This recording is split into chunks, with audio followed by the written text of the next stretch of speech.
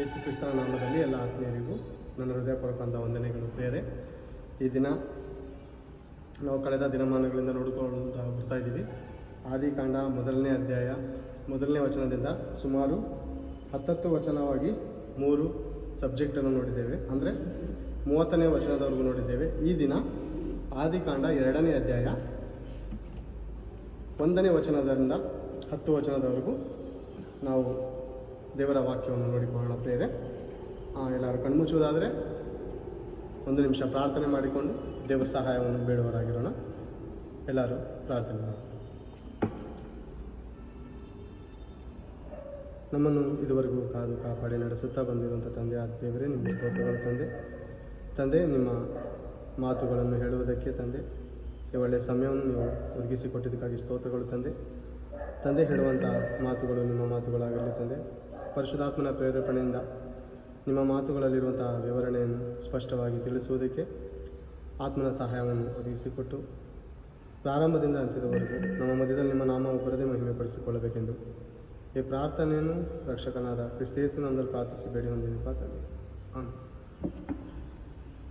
ಮತ್ತೊಂದು ಸಾರಿ ಎಲ್ಲ ದೇವಜನರಿಗೆ ಯೇಸು ಕ್ರಿಸ್ತ ನಾಮದ ವಂದನೆಗಳು. ಆದಿಕಾಂಡ 2ನೇ ಅಧ್ಯಾಯ 1ನೇ ವಚನವನ್ನು ನೋಡಿಕೊಳ್ಳೋಣ.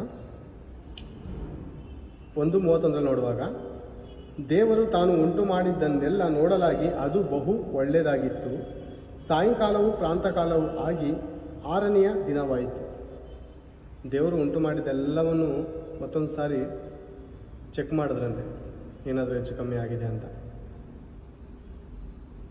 ಆದರೆ ಅದೆಲ್ಲ ಏನಾಗಿತ್ತಂತೆ? ಚೆನ್ನಾಗಿತ್ತಂತೆ ಪ್ರೇರಿ. ಅದು ಬಹು ಒಳ್ಳೆಯದಾಗಿತ್ತು, ತುಂಬ ಚೆನ್ನಾಗಿತ್ತು ಪ್ರೇರಿ. ನಾವು ನೋಡುವಾಗ ಈ ಸೃಷ್ಟಿಗಳನ್ನು ನೋಡುವಾಗ ಪ್ರೇರೆ ತುಂಬ ಅದ್ಭುತ ಪ್ರೇರೆ. ಅನೇಕ ಕಡೆ ಅನೇಕ ಹಸಿರು ವಾತಾವರಣದಲ್ಲಿ ಅಥವಾ ಮಂಜು ಬಿಡುವಂಥ ವಾತಾವರಣದಲ್ಲಿ ನಾವು ಹೋಗುವಾಗ ನಮ್ಮ ಮನಸ್ಸು ತುಂಬ ಉಲ್ಲಾಸಿಸುತ್ತದೆ. ಏನು ದೇವರು ಇಷ್ಟು ಅದ್ಭುತವಾಗಿ ದೇವರು ಸೃಷ್ಟಿ ಮಾಡಿದಾರಲ್ಲ ಅಂತ ಬಹಳ ಜನಕ್ಕೆ ಸಂತೋಷ ಆಗುತ್ತೆ. ಆದರೆ ಉಂಟು ಮಾಡಿದಂಥ ದೇವರು ಯಾರೋ ಈ ಜನಗಳಿಗೆ ಗೊತ್ತಿಲ್ಲ ಪ್ರೇರೆ. ಉಂಟು ಮಾಡಿದಂಥ ಒಬ್ಬ ಯಜಮಾನನಿದ್ದಾನೆ ಅಂತ ಈ ಜನ ತಿಳ್ಕೊಳ್ತಾ ಇಲ್ಲ. ಸೃಷ್ಟಿಕರ್ತನನ್ನು ಬಿಟ್ಟು ಸೃಷ್ಟಿ ವಸ್ತುಗಳನ್ನೇ ಪೂಜಿಸೋರಾಗಿದ್ದಾರೆ. ಓಕೆನಾ? ಆ ರೀತಿಲಿ ಜನರು ದಾರಿ ತಪ್ಪಿದ್ದಾರೆ ಪ್ರೇರೆ. ಉಂಟು ಮಾಡಿದಂಥ ದೇವರ ಪಕ್ಕಕ್ಕಿಟ್ಟಿದ್ದಾರೆ. ನೋಡಿ 2ನೇ ಅಧ್ಯಾಯ 1ನೇ ವಚನ. ಹೀಗೆ ಭೂಮಿ ಆಕಾಶಗಳು ಅವುಗಳಲ್ಲಿರುವ ಸಮಸ್ತವು ನಿರ್ಮಿತವಾದವು. ದೇವರು ತನ್ನ ಸೃಷ್ಟಿ ಕಾರ್ಯವನ್ನು ಮುಗಿಸಿಬಿಟ್ಟು 7ನೆಯ ದಿನದಲ್ಲಿ ವಿಶ್ರಮಿಸಿಕೊಂಡನು. 7ನೇ ದಿನ ದೇವರು ವಿಶ್ರಮಿಸಿಕೊಂಡನು. ಓಕೆನಾ? ದೇವರು ತನ್ನ ಸೃಷ್ಟಿ ಕಾರ್ಯವನ್ನು ಮುಗಿಸಿ ಆ 7ನೆಯ ದಿನದಲ್ಲಿ ವಿಶ್ರಮಿಸಿಕೊಂಡದ್ದರಿಂದ ಆ ದಿನವನ್ನು ಪರಿಶುದ್ಧ ದಿನವಾಗಿರಲಿ ಎಂದು ಆಶೀರ್ವದಿಸಿದನು. ಆ ದಿನ ಪರಿಶುದ್ಧವಾಗಿರಬೇಕಂತ, ಅಂದರೆ ಇಸ್ರಾಯೇಲರ ಕಾಲದಲ್ಲಿ ದೇವರು ಪರಿಶುದ್ಧವಾಗಿರಲಿ ಈ ದಿನ ಅಂತ ಅವ್ರಿಗೆ ನೇಮಕ ಮಾಡಿದ್ರು ಪ್ರಿಯರೇ. ಈ ದಿನ ಹಳೆ ಒಡಂಬಡಿಕೆ ಪ್ರಕಾರ ಶನಿವಾರ ದಿನವೇ ಸಬ್ಬತ್ ದಿನ, ಈ ದಿನವೇ ಪರಿಶುದ್ಧವಾದ ದಿನ ಅಂತ ನಾವು ಅಂದುಕೊಳ್ಳಬಾರದು. ಪ್ರತಿದಿನವೂ ಏನಾಗಿದೆ ಅಂದರೆ ಪರಿಶುದ್ಧವಾದ ದಿನವಾಗಿದೆ, ಹೌದಲ್ಲ? ಪ್ರತಿದಿನವೂ ದೇವರ ದಿನವಾಗಿದೆ. ವಾಕ್ಯದಲ್ಲಿ ನಾವು ನೋಡಿದ್ದೇವೆ, ಹೊಸ ಒಡಂಬಡಿಕೆಯಲ್ಲಿ ಒಬ್ಬನು ಒಂದು ದಿನವನ್ನು ವಿಶೇಷವೆಂದು ಎಣಿಸುತ್ತಾನೆ, ಮತ್ತೊಬ್ಬನು ಮತ್ತೊಂದು ದಿನವನ್ನು ಶ್ರೇಷ್ಠವೆಂದು ಎಣಿಸುತ್ತಾನೆ. ಆದರೆ ಎಲ್ಲ ದಿನವೂ ದೇವರಿಂದ ಬಂದಂಥ ದಿನವಾಗಿದೆ, ಹೌದಲ್ಲ? ರಾತ್ರಿ ಮಲಗಿ ಸುಖಕರವಾಗಿ ಮುಂಜಾನೆ ಎದ್ದಿದ್ದೇವೆ ಅಂದರೆ ಈ ದಿನ ಕೆಟ್ಟದ್ದ? ದಿನ ಕೆಟ್ಟದ ಪ್ರೇರೆ? ಇದು ದಿನ ಕೆಟ್ಟದಲ್ಲ. ಅನೇಕರು ಅಮಾಯಕರು ಪಾಪ ಯಾವ ರೀತಿಯಲ್ಲಿ ಆಲೋಚನೆ ಮಾಡ್ತಾರೆ ಅಂದರೆ, ಶುಕ್ರವಾರ ದಿವಸ ಇದು ನಮಗೆ ಒಳ್ಳೆ ದಿವಸ, ಈ ದಿನ ಕಾಸು ಏನು ಮಾಡಬಾರ್ದು, ಕಾಸು ಹೊರಗಡೆ ವೆಚ್ಚ ಮಾಡಬಾರ್ದು, ಕಾಸು ಯಾರಿಗೂ ಕೊಡಬಾರ್ದು ಕೇಳಿದವ್ರಿಗೆ ಅಂತಾರೆ ಪ್ರೇರೆ. ಪಾಪ ಅನೇಕರು ಕಷ್ಟದಲ್ಲಿರ್ತಾರೆ, ಸುತ್ತಮುತ್ತಲು ಮನೆ ಇರುತ್ತೆ. ಅವ್ರಿಗೇನೋ ಸ್ವಲ್ಪ ಕಷ್ಟದ ಪರಿಸ್ಥಿತಿ ಬಂದಾಗ ಏನಂತಾರಂದರೆ, ಸ್ವಲ್ಪ ಹಣವನ್ನು ಸಹಾಯ ಕೇಳುವಾಗ ಇದ್ರೂ ಇಲ್ಲ ಅಂತಾರೆ. ಮನೇಲಿರುವಂಥ ಯಜಮಾನನು ಅಥವಾ ಯಜಮಾನಿ ಏನಮ್ಮ ಅಂದರೆ ದೇವರ ಮನಸ್ಸನ್ನು ಅರ್ಥ ಮಾಡ್ಕೊಂಡ್ರು, ಏನಮ್ಮ ಅವ್ರಿಗೆ ಕಷ್ಟದಲ್ಲಿ ಸಹಾಯ ಮಾಡಬಾರ್ದು ಅಂದರೆ, ಸುಮ್ಮನೆ ಇರಿ, ಶುಕ್ರವಾರ ಇವತ್ತು, ಮಂಗಳವಾರ ಇವತ್ತು ಹಣ ಕೊಡಬಾರ್ದು ಅಲ್ಲ. ಸಡನ್ನಾಗಿ ಹಾರ್ಟ್ ಅಟ್ಯಾಕ್ ಆಯಿತು, ಸಡನ್ನಾಗಿ ಹೊಟ್ಟೆ ನೋವು ಬಂತು, ಸಡನ್ನಾಗಿ ಅದು ತಲೆನೋವು ಬಂತು. ಹಾಸ್ಪಿಟ್ಲಿಗೆ ಹೋದಾಗ ಡಾಕ್ಟ್ರಿಗೆ ಎಲ್ಲ ಚಿಕಿತ್ಸೆ ಮಾಡಿ ಇಂಜೆಕ್ಷನ್ ಕೊಟ್ಟಾದಮೇಲೆ, ಡಾಕ್ಟ್ರೇ ಇವತ್ತು ಶುಕ್ರವಾರ, ನಾಳೆ ಬಂದು ಕೊಡ್ತೀನಂದರೆ, ಹೌದಾ ನಾಳೆನೇ ಬಂದು ಇಂಜೆಕ್ಷನ್ ಹಾಕ್ಸ್ಕೊ, ಇನ್ಮೇಲೆ ಇವತ್ತು ಕೊಟ್ಬಿಟ್ಟು ಹೋಗು, ಶುಕ್ರವಾರ ಮಂಗಳವಾರ ಆಗರೆ ಬರಬೇಡ, ನಾನು ಕೂಡ ಶುಕ್ರವಾರ ಮಂಗಳವಾರ ಇಂಜೆಕ್ಷನ್ ಟ್ಯಾಬ್ಲೆಟ್ಸ್ ಕೊಡಲ್ಲ ಅಂದರೆ ಏನು ಮಾಡ್ತೀರಾ? ಸಾಯ್ತೀರಾ? ಅವಾಗ ಸಾಯೋದ ಪ್ರೇರೆ ಆಗಲ್ವಲ್ಲ. ಅದೇ ರೀತಿ ಪ್ರತಿಯೊಂದು ದಿನವೂ ಒಳ್ಳೆಯ ದಿನ ಆಗಿ ಅಲ್ವಾ? ಪ್ರತಿದಿನ ಸೂರ್ಯ ಮೂಡ್ತಾ ಇದ್ದಾನೆ. ಇಂಥ ದಿನ ಇಂಥವ್ರಿಗೋಸ್ಕರನೇ, ಇಂಥ ಕುಲದಗೋಸ್ಕರ, ಇಂಥ ಜಾತಿಗೋಸ್ಕರನೇ ಸೂರ್ಯನು ಹುಟ್ಟು ಬರ್ತಾ ಇಲ್ಲ. ಪ್ರತಿದಿನವೂ ಹೊಸದಾಗಿ ಒದಗಿಸುವ ಕರ್ತನು. ಪ್ರಲಾಪಗಳು 3ನೇ ಅಧ್ಯಾಯ 21-22 ನೋಡುವಾಗ, ನಾವು ಉಳಿದಿರುವುದು ಯೆಹೋವನ ಕರುಣೆಯೇ, ಆತನ ಕೃಪಾವರಗಳು ನಿಂತು ಹೋಗುವುದಿಲ್ಲ. ಪ್ರತಿದಿನ ನೀವು ಹೊಸದಾಗಿ ಒದಗಿಸ್ತಾನೆ. ಪ್ರತಿದಿನ ನಮಗೆ ಹೊಸದಾಗಿ ಬರ್ತಾ ಇದೆ. ಸಂಜೆ ದುಃಖವೆಂಬುದು ಬಂದು ನಮ್ಮ ಬಳಿಲಿ ಇಳುಕೊಂಡರೂ ಮುಂಜಾನೆ ಹರ್ಷಧ್ವನಿಗೆಯು, ಹೌದಲ್ವಾ? ಅದೇ ಅಲ್ವಾ ಇಲ್ಲಿ ಹೇಳೋದು ಭಕ್ತನು. ಸಂಜೆ ದುಃಖವೆಂಬುದು ಬಂದು ನಮ್ಮ ಬಳಿಲಿ ಸ್ಟೇ ಮಾಡುತ್ತಂತೆ, ರೆಸ್ಟ್ ಮಾಡುತ್ತಂತೆ. ದುಃಖ ಬಂದು ನಮ್ಮ ಬಳಿಲಿ ಯಾಕೆ ಸ್ಟೇ ಮಾಡುತ್ತೆ? ದೇವ್ರನ್ನ ಒಂದು ಕ್ಷಣ ನಾವು ಮರೆತು ಜೀವಿಸುವ ಪರಿಸ್ಥಿತಿ ಬಂದಾಗ ದುಃಖವು ನಮ್ಮ ಬಳಿಲಿ ಬಂದು ಇಳ್ಕೊಳುತ್ತೆ. ಮುಂಜಾನೆ ಎದ್ದು ಯೇಸು ಕ್ರಿಸ್ತನ ಹಾಗೆ ಮೊಬ್ಬಿರುವಾಗಲೇ 4 ಗಂಟೆ 5 ಗಂಟೆಗೆ ಮೊಣಕಾಲು ಹಾಕಿ ದೇವರ ಸಾನ್ನಿಧ್ಯವನ್ನು ಬೇಡುವಾಗ, ದುಃಖ ಬಂದಾಗ, ವೇದನೆ ಬಂದಾಗ ಪ್ರೇರೆ ಮನುಷ್ಯರನ್ನು ಆಶ್ರಯಿಸಬಾರ್ದು ಪ್ರೇರೆ. ದಾವೀದನು ಹೇಳ್ತಾನೆ, ನನಗೆ ಒದಗಿದ ಕಷ್ಟದಲ್ಲಿ ನಿನ್ನ ಬಳಿಯಲ್ಲಿ ನಾನು ಮೊರೆ ಇಡುತ್ತೇನೆ ದೇವರೇ. ನನಗೆ ಸಂಕಟವು ಬಂದಾಗ ಯೆಹೋವನೇ ನಿನ್ನನ್ನೇ ನೋಡುತ್ತೆ.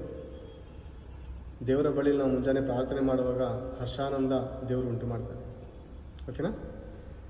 ದೇವರು ತನ್ನ ಸೃಷ್ಟಿ ಕಾರ್ಯವನ್ನು ಮುಗಿಸಿ ಆ 7ನೇ ದಿನವನ್ನು ವಿಶ್ರಮಿಸಿಕೊಂಡು ಅದು ಪರಿಶುದ್ಧವೆಂದು ಎಣಿಸಿದನು. ಇದೇ ಭೂಮಿ ಆಕಾಶಗಳ ನಿರ್ಮಾಣ ಚರಿತ್ರೆ. ಭೂಮಿ ಆಕಾಶಗಳ ನಿರ್ಮಾಣದ ಚರಿತ್ರೆ ಹೇಗೆ? ದೇವರು, ನಾವು ನೋಡಿದ್ದೇವೆ ಪ್ರೇರೆ, ಇಬ್ರಿಯ ಬರೆದ ಪತ್ರಿಕೆ 11ನೇ ಅಧ್ಯಾಯ 3-4 ನೋಡುವಾಗ, ದೇವರು ಬಾಯಿ ಮಾತಿನಿಂದ ಹೇಗೆ, ಒಂದು ಸಾರಿ ನೋಡ್ಕೊಳ್ಳೋಣ. ಸೃಷ್ಟಿಕ್ರಮ ಹೇಗಾಯಿತು ಅಂತ ಒಂದು ಸಾರಿ ನೋಡ್ಕೊಳ್ಳೋಣ. ಸೈಂಟಿಸ್ಟ್ಗಳು ಹೇಳುವಂಥ ಮಾತೇನು ಗೊತ್ತಾ ಪ್ರೇರೆ? ನಾಸಾ ವಿಜ್ಞಾನಿಗಳು ಹೇಳುವಂಥ ಹೇಳಿರುವಂಥ ಮಾತೇನೆಂದರೆ, ಒಂದು ದೊಡ್ಡ ಸ್ಫೋಟಕ ಉಂಟಾಯಿತು. ಓಕೆನಾ? ಒಂದು ದೊಡ್ಡ ಸ್ಫೋಟಕ ಉಂಟಾಯಿತು. ಆ ಸ್ಫೋಟಕ ಆದಾಗ ಭೂಮಿ ಆಕಾಶಗಳು ಉಂಟಾಯಿತು. ಸೂರ್ಯ, ಚಂದ್ರ, ನಕ್ಷತ್ರಗಳು ಮೇಲ್ಗಡೆ ಹೋಗಿ ಸೇರಿಕೊಂಡು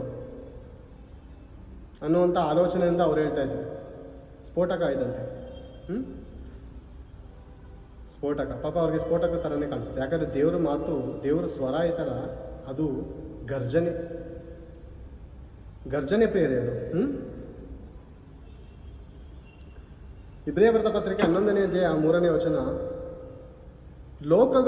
ಲೋಕಗಳು ಅಂದರೆ ಇಹಲೋಕ, ಪರಲೋಕ, ಪರದೇಶಿ 3 ಲೋಕಗಳು ದೇವರ ಮಾತಿನಿಂದ ನಿರ್ಮಿತವಾದವೆಂದು ನಂಬಿಕೆಯಿಂದಲೇ ನಾವು ತಿಳಿದುಕೊಂಡು ಕಾಣಿಸುವ ಈ ಜಗತ್ತು ದೃಶ್ಯ ವಸ್ತುಗಳಿಂದ ಉಂಟಾದದಲ್ಲವೆಂದು ಗ್ರಹಿಸುತ್ತೇವೆ. ದೃಶ್ಯ ವಸ್ತುಗಳಿಂದ ಅಂದರೆ ಇನ್ನೊಂದು ಭೂಮಿ ಆಕಾಶ ಇದೇ ಥರ ಇರುವಂಥದ್ದು, ಅಲ್ಲಿರುವಂಥ ಸಾಮಾನುಗಳನ್ನ ತಗೊಬಂದು ಇಲ್ಲಿ ಅಟ್ಯಾಚ್ ಮಾಡುವಂಥದ್ದು ಆ ಥರ ಅಲ್ಲ. ದೃಶ್ಯ ವಸ್ತುಗಳಿಂದಲ್ಲ, ಏನಂತ ಬರೆಯಲ್ಪಟ್ಟಿದೆ ಅಲ್ಲಿ? ಕಾಣಿಸುವ ಈ ಜಗತ್ತು ದೃಶ್ಯ ವಸ್ತುಗಳಿಂದ ಉಂಟಾಗಲಿಲ್ಲವೆಂದು ಗ್ರಹಿಸುತ್ತೇವೆ. ಇದೇ ಥರ ಭೂಮಿ ಬೇರೆ ಕಡೆ ಇಲ್ಲ, ಇದೇ ಥರ ಸೂರ್ಯ ಬೇರೆ ಕಡೆ ಇಲ್ಲ, ಇದೇ ಥರ ಚಂದ್ರ ಬೇರೆ ಕಡೆ ಇಲ್ಲ. ಇರೋದು ಈ ಭೂಲೋಕದಲ್ಲಿ ಒಂದೇ ಕಡೆ. ಓಕೆನಾ?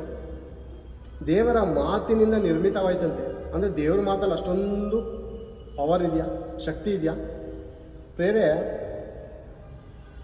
ಆಗಾಗ ದೇವರು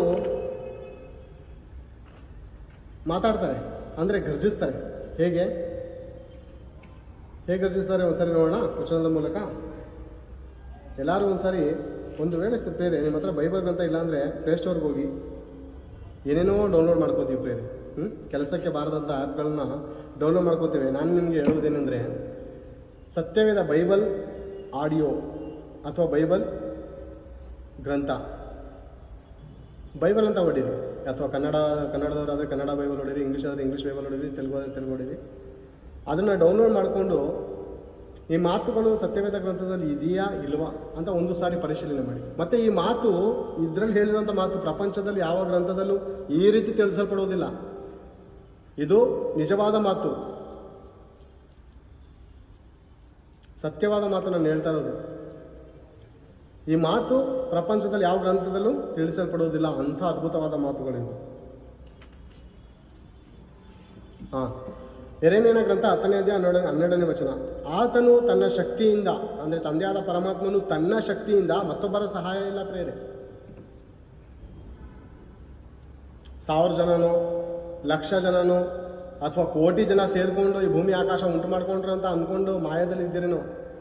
ಒಂದು ವೇಳೆ ಮಾಯದಲ್ಲಿ ಇದ್ದೀರೇನೋ, ಇಷ್ಟು ಬೆಟ್ಟಕ್ಕೆ ಒಬ್ಬ ಒಡೆಯ, ಇಷ್ಟು ಗ್ರಾಮಕ್ಕೆ ಒಬ್ಬ ಒಡೆಯ ಅಲ್ಲ. ತನ್ನ ಶಕ್ತಿಯಿಂದ ಒಬ್ಬನೇನ? ಒಬ್ಬನೇ, ಮತ್ತೊಬ್ಬನ ಶಕ್ತಿ ಅಲ್ಲ. ತನ್ನಲ್ಲಿರುವಂಥ ಪ್ರಬಲವಾದ ಶಕ್ತಿಯಿಂದ ಭೂಮಿಯನ್ನು ನಿರ್ಮಿಸಿ, ತನ್ನ ಜ್ಞಾನದಿಂದ, ಮತ್ತೊಬ್ಬರ ಜ್ಞಾನ ಅಲ್ಲ. ಮತ್ತೊಬ್ಬರ ಹತ್ರ ಜ್ಞಾನ ತಗೊಬಂದಿಲ್ಲ ಪ್ರೇರೆ. ಏನ್ರಿ ಪ್ರೇರೆ, ಯೇಸು ಕ್ರಿಸ್ತನ ಬಗ್ಗೆ ಹೇಳುವಂಥ ಮಾತೇನೆಂದರೆ ಪ್ರೇರೆ, ಅನೇಕ ವರ್ಷಗಳಿಂದ ಯೇಸು ಕ್ರಿಸ್ತನು ಬಂದು ಬುದ್ಧ ಅವರ ಹತ್ರ ಬಂದು ಜ್ಞಾನವನ್ನು ಕಲಿತು ಹೋಗಿ ಉಪದೇಶ ಮಾಡಿದ್ರು ಇಸ್ರಾಯೇಲರಲ್ಲಿ. ಅದಕ್ಕೆ ಪ್ರಬಲ ಆದನು ಅಂತ ಅನೇಕರು ಪಾಪ ತಿಳಿಯದೆ ಮಾತನಾಡುವಂಥ ಮೂಢರೇ ಅನ್ಕೋಬೋದು. ಯಾರವರು? ತಿಳಿಯದೆ ಮಾತನಾಡುವಂಥ ಮೂಢರು. ಯೇಸು ಕ್ರಿಸ್ತನು ಇನ್ನೊಂದು ಕಡೆ ಹೋಗಿ ಜ್ಞಾನ ಕಲ್ತ್ಕೊಬಂದವನು ಅಂತ ಹೇಳೋರು ಯಾರು? 12ನೇ ವರ್ಷದಲ್ಲೇ ಯೇಸು ಕ್ರಿಸ್ತನು 12ನೇ ವರ್ಷದಲ್ಲಿ ಹುಡುಗನಾಗಿದ್ದಾಗ ಆತನ ಮಾತುಗಳಿಗೆ ಉತ್ತರ ಕೊಡೋಕ್ಕಾಗಲಾರ್ದಂಥ ಮಹಾಜ್ಞಾನಿಗಳು, ಸದುಕಾಯರು, ಪರಿಸಾಯರು, ದೊಡ್ಡ ದೊಡ್ಡ ಶಾಸ್ತ್ರಿಗಳು ಈತನು ಹೇಗೆ ಇಷ್ಟೊಂದು ಅದ್ಭುತವಾಗಿ ಇಷ್ಟೊಂದು ಜ್ಞಾನದಿಂದ ಮಾತಾಡ್ತಾನಂತ ಆ ಶತಮಾನದಲ್ಲೇ ಆಶ್ಚರ್ಯಪಟ್ಟಿದ್ದಾರೆ. 12 ವರ್ಷದ ಹುಡುಗನಲ್ಲೇ ಮಾತಾಡುವಾಗ. ಅರ್ಥ ಆಯ್ತಾ? ಆತನ ಯಾರು ಅಂತ, ಆತನ ಜ್ಞಾನ ಎಂತದಂತ ಅರ್ಥ ಮಾಡ್ಕೊಳ್ಳಿ. ಇಷ್ಟು ಅದ್ಭುತವಾದ ಸೃಷ್ಟಿ ಮಾಡಬೇಕು ಅಂದರೆ ಅದು ಮಹಾದೇವರ ಕೈಯಿಂದಲೇ ಸಾಧ್ಯ. ಆತನು ತನ್ನ ಶಕ್ತಿಯಿಂದ ಭೂಮಿಯನ್ನು ನಿರ್ಮಿಸಿ, ತನ್ನ ಜ್ಞಾನದಿಂದ ಲೋಕವನ್ನು ಸ್ಥಾಪಿಸಿ, ತನ್ನ ವಿವೇಕದಿಂದ ಆಕಾಶ ಮಂಡಲವನ್ನು ಹರಡಿದ್ದಾನೆ. ಆತನ ಗರ್ಜನೆಗೆ ಆಕಾಶದಲ್ಲಿ ನೀರು ಮೊರ್ರೋ ಎನ್ನುತ್ತದೆ. ಒಂದು ಸಾರಿ ಮಳೆ ಸಿಡಿಲು ಹೊಡೆಯುವಾಗ ಆತನು ಗರ್ಜಿಸ್ತಾನೆ ದೇವರು. ಆತನ ಗರ್ಜನೆಗೆ ಕಾಡಿನಲ್ಲಿರುವಂಥ ಜಿಂಕೆ ಡೆಲಿವರಿ ಆಗುತ್ತಂತೆ. ಜಿಂಕೆ ಮರಿ ಡೆಲಿವರಿ ಮಾಡುತ್ತೆ, ಗರ್ಭವತಿ. ಅಷ್ಟು ಭಯಂಕರವಾದಂಥ ಗರ್ಜನೆ ಪ್ರೇರೆ ಆತನದ್ದು. ನಾವು ಈ ಲೋಕದ ಹಬ್ಬಗಳನ್ನು, ಪಟಾಕಿಗಳನ್ನು ಹೊಡೆಯುವಾಗ ಇಲ್ಲಿ ಹೊಡೆಯುವಂಥ ಪಟಾಕಿ ಪಕ್ಕದ ಏರಿಯಾದಲ್ಲಿ ಕಳಿಸ್ಬೋದು, ಅಥವಾ ಇಲ್ಲಿ ಆರಿಸೋವಂಥ ರಾಕೆಟು ಪಕ್ಕದ ಏರಿಯಾನೋ ಅಥವಾ ಒಂದು 20 ಕಿಲೋಮೀಟರ್ 50 ಕಿಲೋಮೀಟರ್ ಕಾಣಿಸ್ಕೋಬೋದು ಅಷ್ಟೇ.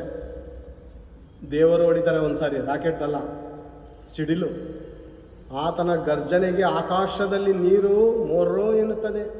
ಆತನು ಭೂಮಿಯ ಕಟ್ಟಕಡೆಯವರೆಗೂ ಮಳೆಯನ್ನು ಏರ ಮಾಡುತ್ತಾನೆ. ಮಳೆಗೋಸ್ಕರ ಭೂಮಿಯ ಕಟ್ಟಕಡೆಯವರೆಗೂ ಮೋಡಗಳನ್ನು ಏರ ಮಾಡುತ್ತಾನೆ. ಮಳೆಗೋಸ್ಕರ ಮಿಂಚನ್ನು ಹೊಳೆಯ ಮಾಡುತ್ತಾನೆ. ಮಳೆಗೋಸ್ಕರ ಮಿಂಚು. ಆತನ ಮಿಂಚಿಗೆ ಆಕಾಶವು, ಭೂಮಿಯು ಏನಾಗುತ್ತೆ ಪ್ರಿಯ? ಬ್ರೈಟಾಗಿ ಕಾಣುತ್ತೆ ಪ್ರೇರೆ, ಸ್ಪಷ್ಟವಾಗಿ ಕಾಣುತ್ತೆ. ಆತನ ಬೆಳಕು ಎಂಥ ಬೆಳಕು ಗೊತ್ತಾ? ನಿನ್ನ ತಲೆಯಲ್ಲಿರುವಂಥ ಒಂದು ಕೂದಲು ಉದುರೋದ್ರೂ ಅದು ಕಾಣಿಸುತ್ತೆ. ಅಂಥ ಬ್ರೈಟು ಪ್ರಪಂಚದಲ್ಲಿ ಯಾವ ಲೈಟ್ಗಳು ಎಲ್ಲ ಉರಿಸಿದ್ರೂ ಆತನ ಬೆಳಕು ಕೊಡೋದ್ರ ಮುಂದೆ ಎಲ್ಲ ವೇಸ್ಟ್ ಪ್ರೇಮ. ಆತನ ಮಿಂಚು ಭೂಲೋಕವನ್ನು ಬೆಳಗಿಸುತ್ತದೆ ಅಂತ ದೇವರ ವಾಕ್ಯ ಹೇಳುತ್ತೆ. ಹೌದಾ? ಹೌದು ಪ್ರೇರೆ. ಆ ಮಿಂಚಿನ ಹೊಡೆತಕ್ಕೆ ಭೂಲೋಕವು ಬೆಳಗುತ್ತೆ. ಆತನ ಗರ್ಜನೆಗೆ ಆಕಾಶದಲ್ಲಿ ನೀರು ಮೊರ್ರೋ ಅನ್ನುತ್ತೆ. ಆಕಾಶದಲ್ಲಿರುವಂಥ ನೀರು ಸಮುದ್ರ, ಅಲ್ಲಿ ಅಲೆಗಳು, ಇಲ್ಲಿ ಭೂಲೋಕದಲ್ಲಿ ಅಲೆಗಳು ಹೊಡೆದಾಗ ಎಷ್ಟು ಸೌಂಡ್ ಬರುತ್ತೆ. ಆಕಾಶದಲ್ಲಿ ನೀರು ಡ್ಯಾಶ್ ಆಗುವಾಗ ಎಂಥ ಸೌಂಡು, ಎಂಥ ಗರ್ಜನೆ ಅದು. ಸೌಂಡು ಗರ್ಜನೆ ಬರುವಾಗ ಅನೇಕರಿಗೆ ಪ್ರೇರಣೆ ನಿಂತ್ಕೊಳ್ಳೋಕ್ಕಾಗಲ್ಲ.